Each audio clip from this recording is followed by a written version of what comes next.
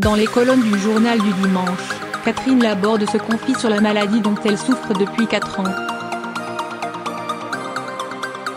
Elle était une personnalité de la télévision très populaire auprès des Français. Bientôt 2 ans après son départ de TF1 où elle a présenté la météo pendant près de 30 ans, Catherine Laborde publie un livre dans lequel elle révèle souffrir depuis 4 ans de la maladie de Parkinson. Dans les colonnes du journal du dimanche, elle se confie sur ce qui lui semble parfois une lutte perdue d'avance.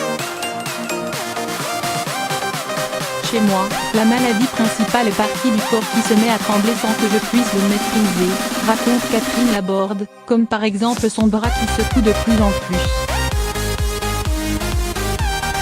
Et d'évoquer des coups de fatigue, un sommeil qui survient de manière irrémédiable et terrible. Je suis à un endroit où personne ne voit que je suis malade. Mais, il y a autant de Parkinson que de malades, précise-t-elle, avant d'expliquer que le sien est associé au syndrome de la démence de Lewy, un mélange d'Alzheimer et de Parkinson. L'ancienne présentatrice de la météo compare sa situation à un cyclone. Dans l'œil du cyclone, il ne se passe rien, le vent est tombé, aucune agitation. Mais tout autour, s'agitent les vents les plus violents. Un danger terrifiant me cernait en même temps, je suis à un endroit où personne ne voit que je suis malade. La sœur de François Laborde raconte également ses pertes de mémoire, la difficulté à trouver ses mots, à pouvoir continuer à écrire, d'en perdre le sens de mes phrases.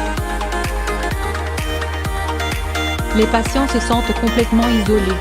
Sa maladie, Catherine Laborde la raconte également dimanche dans l'émission de TF1 7 à 8, dont un premier extrait a été publié samedi. Je ne peux plus faire de vélo, je n'ai plus le sens de l'orientation, de l'équilibre.